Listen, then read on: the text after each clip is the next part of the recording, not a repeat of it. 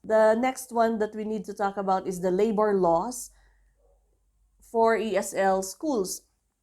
So usually ang mga ESL schools, they have to follow yung labor laws ng Pilipinas. So ang DOLE is the governing body, and the ESL schools are not exempted from following the labor laws. They have to follow yung labor laws natin. But sometimes they find a way to break this, or they find a way para hindi nila gawin yung proper na compensation para sa teachers. One example that I'm talking about is the holiday pay. So malinaw na malinaw sa ating labor law na 100% additional pag nagtrabaho ka during holiday, hindi ba? So dapat ang salary mo ay 200%. Kaya lang, some ESL schools, they find some loophole and just give 30% for that day, for that holiday na nagtrabaho ka. So in this school that I worked for, marami ng teachers na nagtanong sa HR, and they tried to explain it off by some technical something, and they actually just paid us 30% doon sa pagtatrabaho namin ng holiday, which I think is breaking the law kasi it clearly says in the labor law that they have to pay 100% of your salary doon sa day, sa holiday na pinagtrabaho ka. Alright, so if you're going to work in the ESL industry, you have to look into that, ask why, and find out din kung your company really gives 100% of your holiday pay or just 30%. And another thing is working after 5 p.m. or before 8 p.m. So I had this manager, Korean manager before, who expected me to have breakfast with him. So ang pasok namin ay 8 a.m. Kaya lang, he texted me that he wanted to have breakfast with me at 7 a.m. dito sa isang restaurant. So this is a very big inconvenience on my part because I have to wake up earlier than usual, and the commute, the traffic in my city is really terrible. So anyway, I got there around 7:30. He asked me to be there ng 7 a.m. He was already there at 7 a.m. So I got there around 7:30 or 7:45. Remember, ang pasok ko talaga, ang working hour ko is 8 a.m. My working time starts at 8 a.m. 8 a.m. But he wanted me to be there at 7. But I tried, but I arrived around 7:45. So he was so angry. He was so mad at me that he was actually, I can see him shaking in anger. So when we got to the restaurant, he ordered, and then I can actually see him seething in anger. Can you imagine?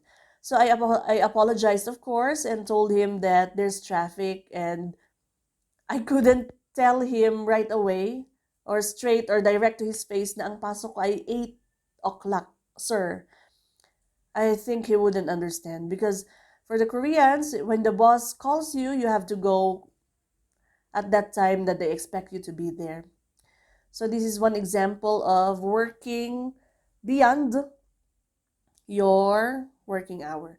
Sometimes 5 o'clock din, he will tell me that he wants to have dinner with me without asking me first if I'm free, or without telling me days before kung gusto niya pala ng meeting after 5 o'clock. Nothing. He just tells you right there and then. Sasabihin na lang sa'yo na we have to go somewhere to this place ng 5 o'clock, and you have to. So from 5 o'clock to 9 o'clock, I was there having dinner with him. I have to tell my family that I can't have dinner with them, mga ganyan. So you have to expect this if you are working in the ESL industry. Kung nasa middle management position ka, like a supervisor, or like I was at that time, you really have to work with the managers, the Korean managers. Pero kung teacher ka, expect team meetings or team building activities, yung mga weekends, and even the drinking. So most foreigners who teach first time in Korea or as an ESL teacher in their own countries, here in the Philippines, for example, you have to expect that Koreans like the drinking, or it's a part of their culture to have a team meeting or team bonding, even for Japanese, I think. And drinking is a very big part. Eating and drinking is a very big part of their culture, work culture. So you have to share food and eat together, drink together, and sometimes sing together. Kasi right after the drinking, may second round pa yan sa videoke or sa karaoke or norebang, they say in Korea. This is all part of the work culture of our ESL owners, na usually Koreans. So after 5, you have to make some adjustments to your schedule. So don't be so tight about going home right away at 5 o'clock because sometimes out of the blue, mag-invite yung manager mo, Korean manager, to have a drink with you or have dinner with you because you need to discuss something about work which you could have done during working hours. Kaya lang, I guess drinking is really part of the building of rapport between Korean workers, and it's really part of their culture, itong drinking and eating together to talk about work. Alright, so kung Filipinos, we don't really like this, especially sa female, right? If you're married, like I was, or I am at that time.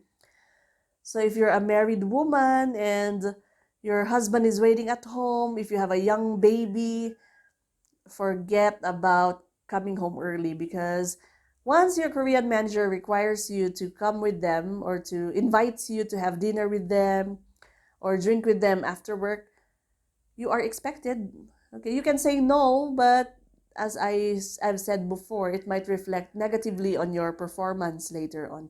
This is all unsaid or unspoken expectations when you start to work in the ESL industry, especially pag nasa middle management or management position ka na. Okay? All right.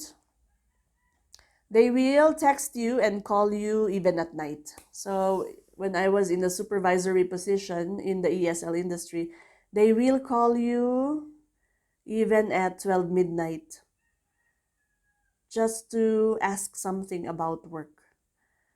And you have to reply to their texts, you have to answer their calls, or else they will ask you the next day why you were unable to answer or to reply to their calls and text messages. All right, so typhoon days in the Philippines, I already talked about that a while ago, but as I've said, there must be some thought about the welfare of teachers, but this is lost, I think. Okay, anyway, I talked about that a while ago. Sometimes ang salary is delayed. So in the Philippines, you have to give the salary before 15. So if 15 falls on a Saturday or a Sunday, you have to give it on the 13th or 14th before the 15th. I think it says clearly in our labor law in the Philippines. But in some ESL industries, they don't give it ahead of time. So they will give it on the 16th, which is, I think, a violation of the labor law. I'm not really sure. If you know something about this, please leave a comment down below. Okay?